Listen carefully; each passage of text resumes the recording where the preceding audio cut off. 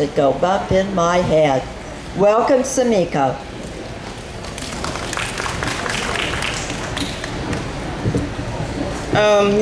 Greetings and salutations. So my name is Sumiko, Saulson, and I'm all that stuff. So I'm going to be reading from Happiness and Other Diseases, which is part of the trilogy, but only the first 2 books are out.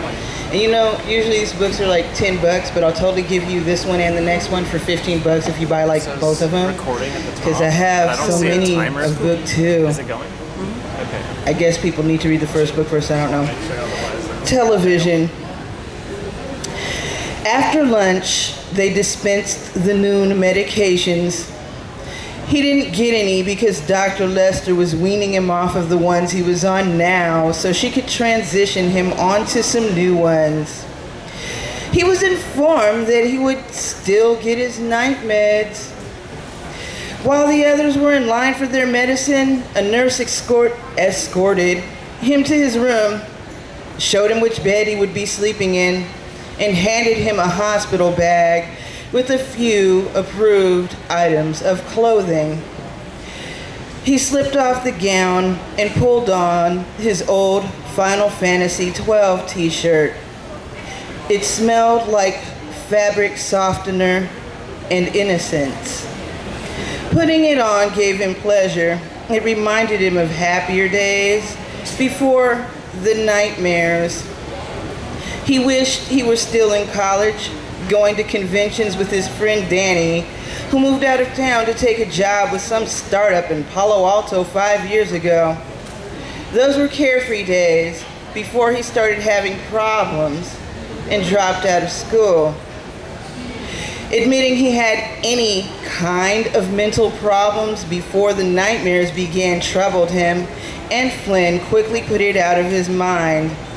He still wore the hospital pants, baggy and comfortable. He decided to kick off the Converse and put on the hospital slipper socks. He wasn't going outside. Why bother wearing shoes? He didn't want to be alone with his thoughts anymore.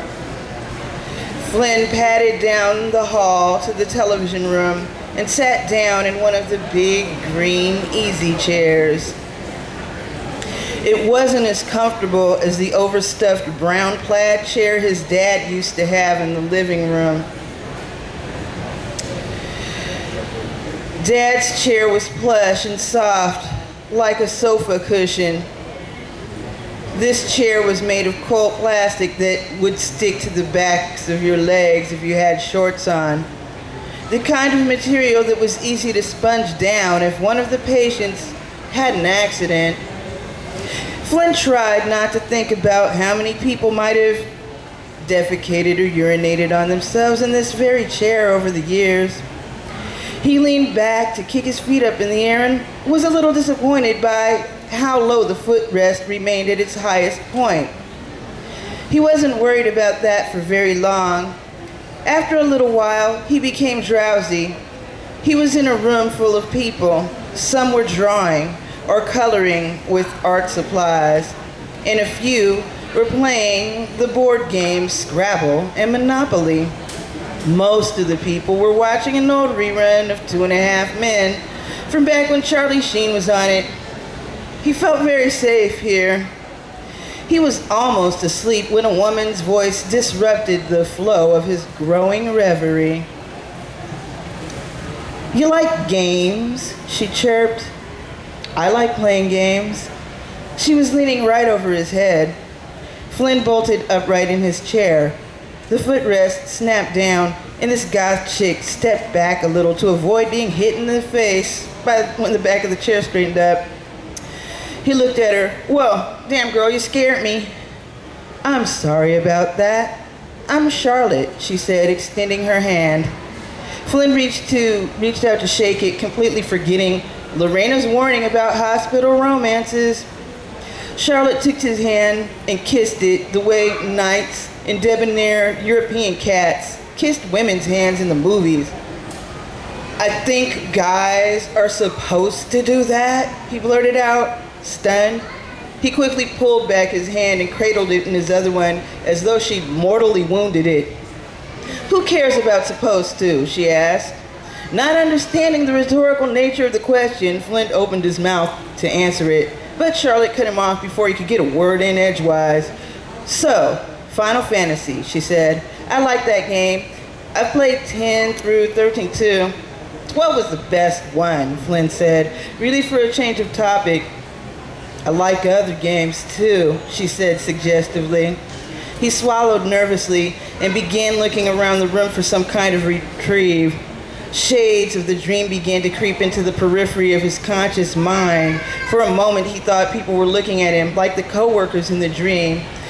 But no one was looking. Everyone was staring at the TV or whatever else they were busy with. And I guess that's it, right?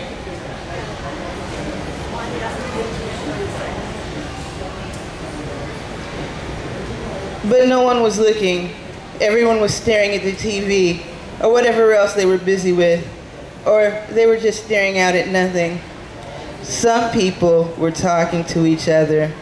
Gary was staring at Lorena, and the girl from his table was still staring at that boy.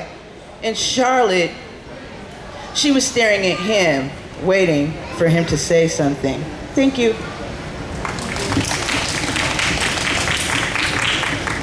Thank you, Sumiko. Next, we're going to have Margie